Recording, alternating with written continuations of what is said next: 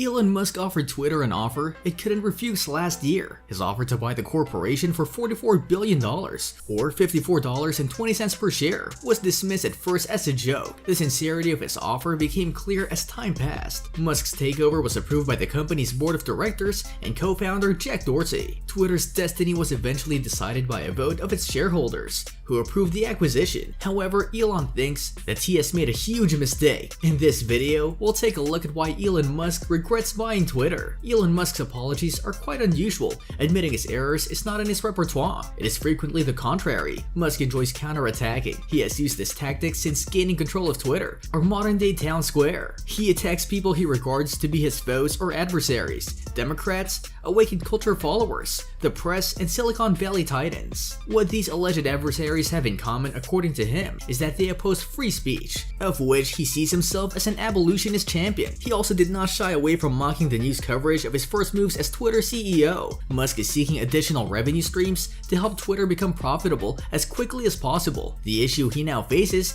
is that he incurred $13 billion in debt to finance the platform acquisition. This was a margin loan in which he used some of Tesla's stock as security. A margin loan works on the basis that if the value of a collateral falls below the borrowed amount, the borrower must supply extra collateral to make up the difference. Because the purchase of Twitter took 6 months, it's difficult to determine when the loan was closed between May, in the early days of the Twitter acquisition negotiations, and October, when the deal was completed. During this time, Tesla shares climbed above $200, peaking at $317.54 on May 4. What is certain is that, with the share price ending at $179.05 on December 9, the collateral shares have lost between 10 and 40% of their value, potentially necessitating Musk to post further collateral to compensate for the value loss. Musk argued that he could have never taken out a margin loan on his Tesla shares since, regardless of the company's long-term potential, the stock's value is certain to fall in the short term in an unpredictable economic environment. It is generally advisable to avoid taking margin loans on any company when there are macroeconomic issues, the billionaire tweeted on December 8, as equities fluctuate in ways that are unrelated to their long-term potential. The tweet implies that even companies with great foundations such as Tesla are vulnerable in times of economic uncertainty, as is currently the case.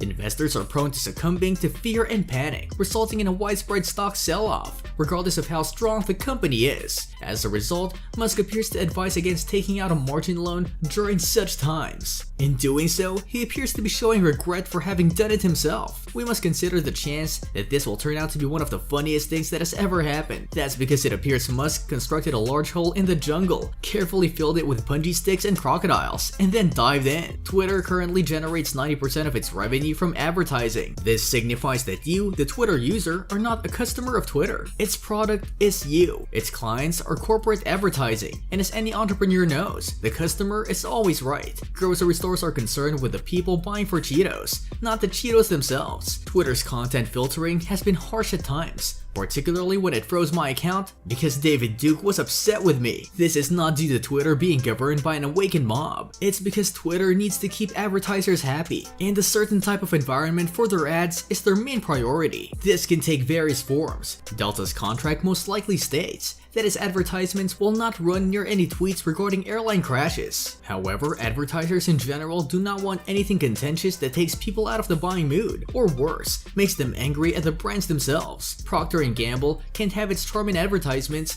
which are aimed at the upscale Panera mom micro-demographic, appear beneath frenzied diatribes about annihilating all Muslims. Twitter is also a bad business from a financial standpoint. It has only been profitable for 2 years, in 2018 and 2019. It lost about $1 billion in 2020, before recovering to lose only $222 million in 2021. To make matters worse, Musk's proposal to buy Twitter included borrowing $12.5 billion. This means that Twitter will have to pay an extra $1 billion every year to cover its debt. This is why Musk jumped right in with a groveling attempt to appease advertising. He must do everything in his power to keep them satisfied. As a result, if Twitter continues on its current path, it will continue to lose enormous sums of money eternally. However, if advertisers become concerned about Musk's management and abandon the platform, it might suffer annual losses in the billions of dollars. Perhaps Tesla will become so profitable that he will be able to use it to support Twitter until 2090. The most likely scenario is that he just requested the monkey's paw to grant him his biggest wish. Look at how the paw crooks in his gnarled finger. And Musk's obsession with Twitter ends up obliterating the Twitter experience for one single user, Elon Musk. Subscribe to the channel for more amazing videos like this. We'll see you with another interesting video.